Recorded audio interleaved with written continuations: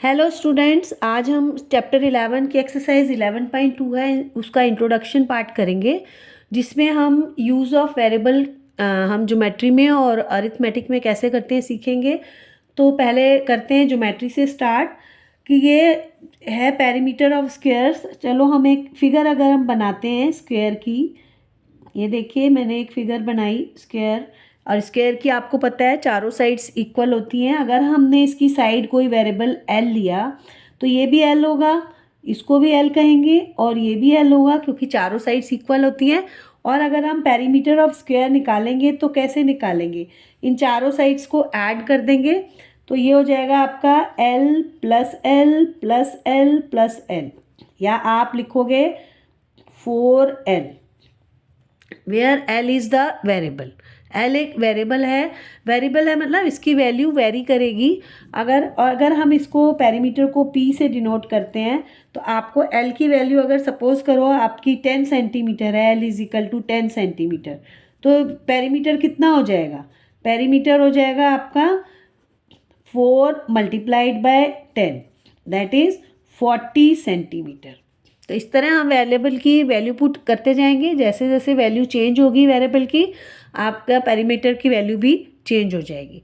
तो एक और एग्जांपल लेते हैं कि जैसे आप देखो ये तो स्क्वायर था, अब अगर हम रेक्टेंगल लेते हैं, ये एक रेक्टेंगल है, आपको पता है रेक्टेंगल की ऑपोजिट साइड्स इक्वल होती हैं। ये वाली इसके इक्वल होगी, ये वाली साइड इसके इक्वल होगी। तो अगर इसको हम वेरिएबल एल लेते हैं तो ये भी एल होगा, लेंथ है, ये ब्रेथ हो गई, तो ये भी बी से ही लिखेंगे हम। तो इसका पेरीमीटर क्या होगा? Perimeter of rectangle. इसको निकालने के लिए आप क्या करोगे? इन सबको ऐड कर देंगे तो लिखेंगे L plus B plus L plus B, या आप लिख सकते हो 2L, क्योंकि एल दो हैं, एक और एक दो, plus 2B, that is 2 common ले लेंगे इसमें, L प्लस बी। यही तो फॉर्मूला है आपका पेरीमीटर का। अब अगर आपको L और B की वैल्यू पता लग जाए, सपोज करो L आपका हो जाए 3 सेंटीमीटर, B हो जाए आपका 4 सेंटीमीटर, तो पेरीमीटर कितना हो जाएगा?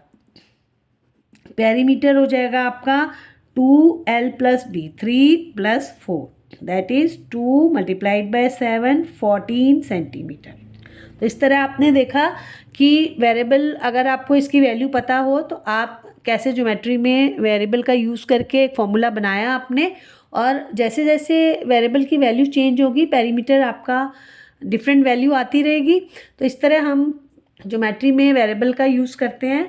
नेक्स्ट हम करेंगे इन अरिथमेटिक। अरिथमेटिक में क्या है कि आपने पढ़ा होगा प्रॉपर्टी,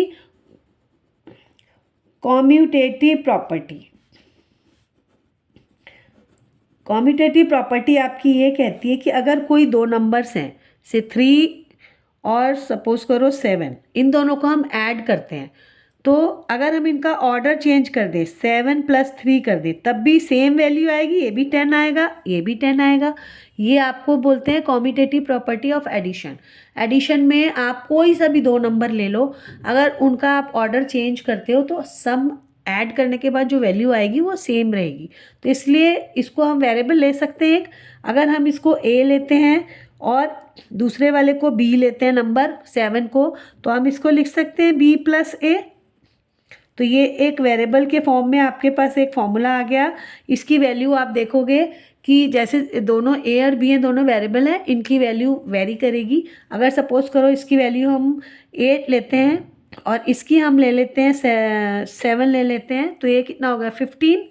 और अगर हम इसको इधर कर दें, बी की वैल्यू पहले लिख दें, ए की बाद में लिख दें, तब भी 15 आएगा।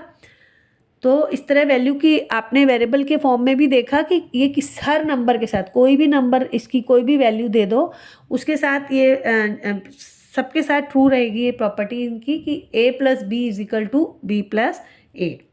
दूसरा, सिमिलरली कॉम्यूटेटिव प्रॉपर्टी मल्टीप्लिकेशन के लिए भी होती है। जैसे आपको अगर कोई दो नंबर हैं, 3 मल्टीप्लाइड बाय 9, वो इक्वल हो जाएगा 9 मल्टीप्लाइड बाय 3। 3 9 भी 27 होता है और 9 3 भी 27 होता है। तो इसको बोलते हैं कम्यूटेटिव प्रॉपर्टी ऑफ मल्टीप्लिकेशन। ये मल्टीप्लिकेशन भी की प्रॉपर्टी भी हर नंबर के लिए ट्रू है।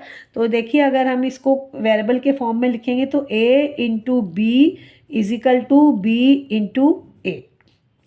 ये आपकी हो गई commutative property in the form of variable. इस तरह लिख सकते हैं हम। एक और प्रॉपर्टी हम देखते हैं डिस्ट्रीब्यूटिव प्रॉपर्टी। डिस्ट्रीब्यूटिव प्रॉपर्टी उसमें कैसे यूज़ करते हैं वेरिएबल का।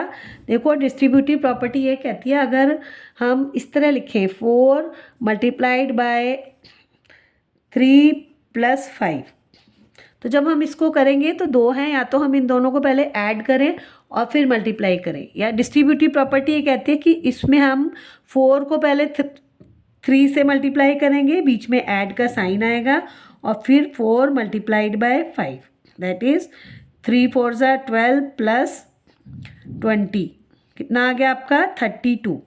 और इसमें भी आप अगर 3 प्लस 5 ये करोगे तो भी आपका 32 ही आंसर आएगा। तो हमने डिस्ट्रीब्यूट करके करा तब भी आंसर है। तो ये जो प्रॉपर्टी है इसको बोलते हैं डिस्ट्रीब्यूटिव प्रॉपर्टी। तो अब इसमें हम 3 वेरिएबल लेंगे क्योंकि 3 नंबर्स हैं। तो अगर हम इसमें ए बी और सी 3 वेरिएबल्स लिखते हैं तो कैसे लिखेंगे, a into B plus C is equal to क्या हो जाएगा, a multiplied by b plus a multiplied by c, या ए बी प्लस ए सी। तो ये आपके वेरिएबल के फॉर्म में एक आपका मैथ फॉर्मूला आ गया है। इसमें आप वैल्यू चेंज करते रहोगे तो आपका जो है डिफरेंट वैल्यू आता रहेगा।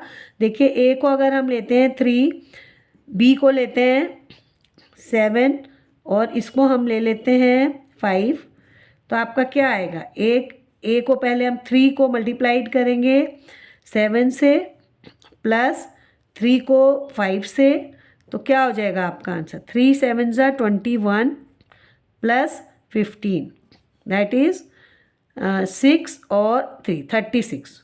और इसमें भी आप करोगे 12 3 ज़ा वो भी 36 है।